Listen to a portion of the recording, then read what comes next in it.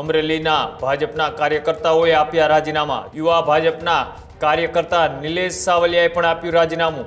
અશોક માંગરોળિયા હતા લેટર કાંડમાં આરોપી અને ભાજપે સસ્પેન્ડ કરેલા અશોક માંગરોળિયાએ આપ્યું રાજીનામું।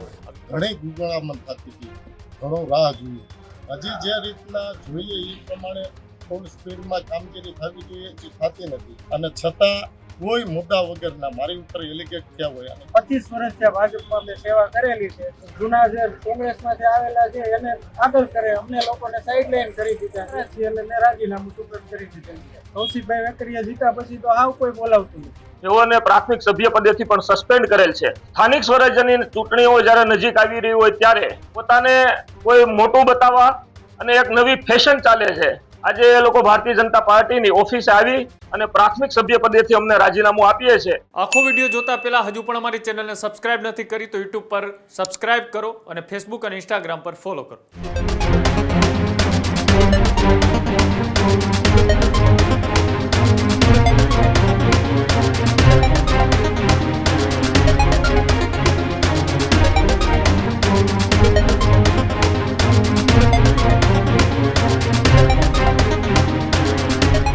અમરેલીના ભાજપના કાર્યકર્તાઓએ આપ્યા રાજીનામા। જસવંતગઢના સરપંચ અને અશોક માંગરોળિયાએ આપ્યું રાજીનામું।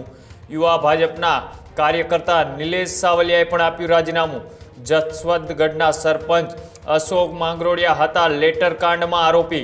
પોલીસે સીસમરી ભરી છે પણ યોગ્ય ન્યાય ન મળતા હોવાથી અશોક માંગરોળિયાએ કર્યા આક્ષેપ।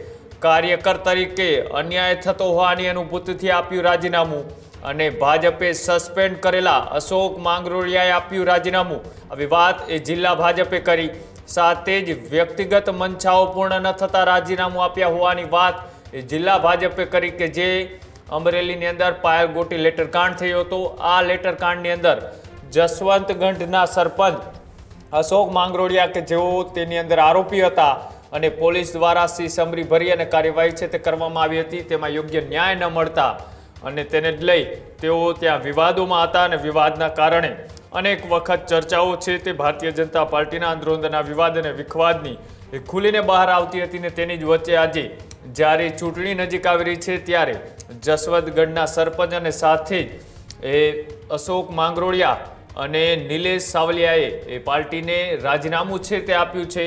પાર્ટીમાંથી લાંબા સમય સુધી કામ કર્યા બાદ રાજીનામું છે તે તેઓએ જિલ્લા ભાજપને આપ્યું છે અને રાજીનામું આપ્યા બાદ તેઓએ આજે કાર્યાલય ખાતે જઈ અને પાર્ટીના હોદ્દેદારોને ત્યાં પાર્ટી છોડવાની લઈ વાત પણ કરવામાં આવી હતી ને આજે આખી ઘટના છે તેમાં આક્ષેપ પ્રત્યાક્ષેપ છે તે કરવામાં આવ્યા હતા અને તેને જ લઈ એ જિલ્લા ભાજપના નેતાઓ દ્વારા આમના રાજીનામા પર શું કહેવામાં આવ્યું અને જસવંતગઢના સરપંચે આક્ષેપો લગાડતા શું કહ્યું આવો જોઈએ। ભારતીય જનતા પાર્ટીમાં છેલ્લા ઘણા સમયથી લેટરકાંડ બન્યો ત્યાર પછીના અલગ અલગ વિષયો સાથે ઘણી ગુંગળામણ થતી હતી, ઘણો રાહ જોયો। પોલીસ પાર્ટીએ પ્રશાસને જ્યારે સીસમરી કરી છે મારી 338ની કલમ હટાવી છે, છતાં પણ યોગ્ય ન્યાય મળતો નથી। કોઈને કોઈ સમયે કોર્ટમાં તારીખ પડીને અને નીકળી જાય છે। હજી જે રીતના જોઈએ એ પ્રમાણે ફૂલ સ્પીડમાં કામગીરી થવી જોઈએ એ થતી નથી।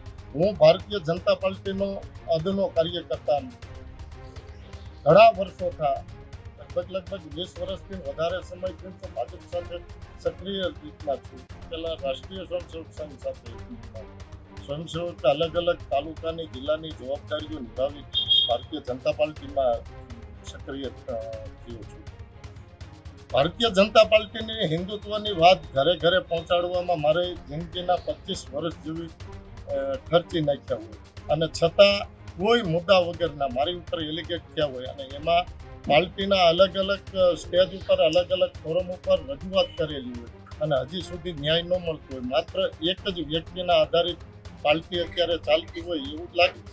કઈ તરફ તમે વળશો, હવે કયો પક્ષ પકડશો? હજી કોઈ પણ પક્ષ પકડવા માટે કે જવા માટેની કોઈ તૈયારી નથી કરી। માત્ર અહીંયા થોડા દિવસ પહેલા જ્યારે કાર્યક્રમ થયો તો રાજ્ય લેવલ ત્યારે પણ સિનિયર આગેવાનોને અલગ પાડ્યા હતા અને અલગ આખો વિષય ઊભા કરીને અને હાલે છે। આ બધું જોઈને હવે એમ થાય છે કે ભાઈ પાર્ટી શ્યામા પ્રસાદ મુખર્જી દીનદયાળ ઉપાધ્યાય, અટલ બિહારી વાજપેયી અને અહીંયા ગુજરાતના પનોતા પુત્ર કેશુબાપાના નામ ઉપર જેવી રીતના બુટો અત્યારની રાજનીતિમાં લાગી રહ્યો છે એટલે એમ થયું કે ભાઈ હવે ઘણું થયું. અને હું અમરેલી જિલ્લા યુવા ભાજપ કારોબારી સભ્ય હતો અને મેં એમાં રાજીનામું આજે આપેલું છે. 25 વર્ષથી ભાજપમાં મેં સેવા કરેલી છે, પણ અત્યારે કોઈ કાંઈ જૂના જે કોંગ્રેસમાંથી આવેલા છે એને આગળ કરે, અમને લોકોને સાઈડલાઈન કરી દીધા છે, જેથી અમે નારાજ છીએ એટલે મેં રાજીનામું સુપ્રત કરી દીધેલું છે. કઈ વાતે નારાજગી હતી તમારે? નારાજગી બસ આ જ કે ભાઈ જૂના કાર્યકરને કોઈ બોલાવવા માંગતું નથી. કૌશિકભાઈ વેકરિયા જીતા પછી તો હાવ કોઈ બોલાવતું નથી, તો પછી આમાં રહીને શું ફાયદો એમ, એટલે મેં પછી રાજીનામું સુપ્રત કરી દીધેલું.